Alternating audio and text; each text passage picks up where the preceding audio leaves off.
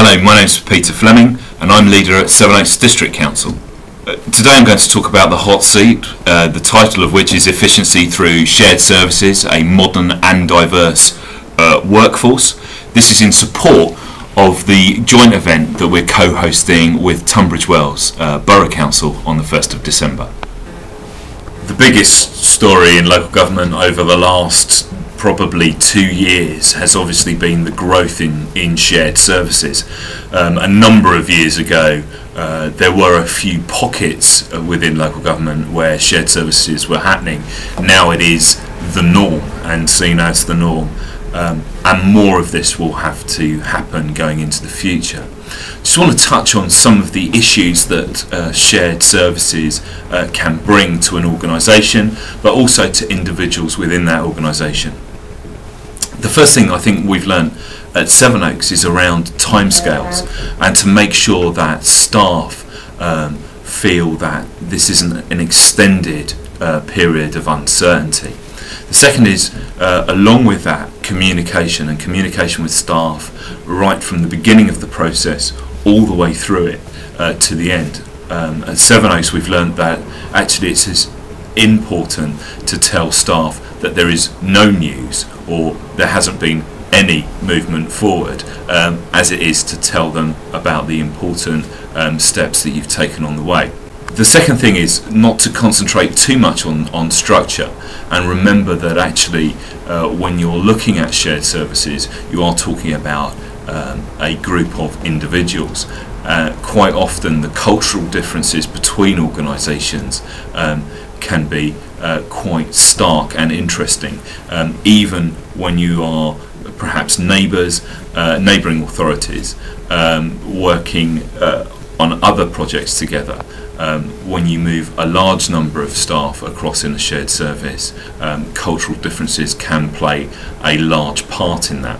Individuals' concerns about either moving offices or sharing across authorities can be quite interesting and actually not always work related. They can form around questions such as how long will it take me to get to work, where am I going to park, where are the shops, where do I buy my sandwiches. And I think actually we need to remember right from the beginning of any shared service process that yes, we have a management and leadership driver to share the service, but actually we are dealing with individuals along the line. So 2 examples of how this joint working has helped us in Sevenoaks.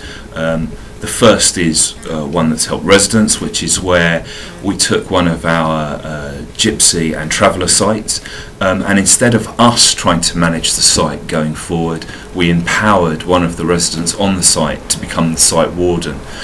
This has brought numerous benefits to both the people who live on the site, but also to the council itself, with far less problems than we've had in the past.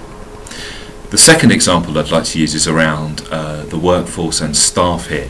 We've used equalities around our successful application and award of Investors in People and the new choices, which is the higher level of Investors in People, about how we really empower our staff to get the best from working at Sevenoaks District Council.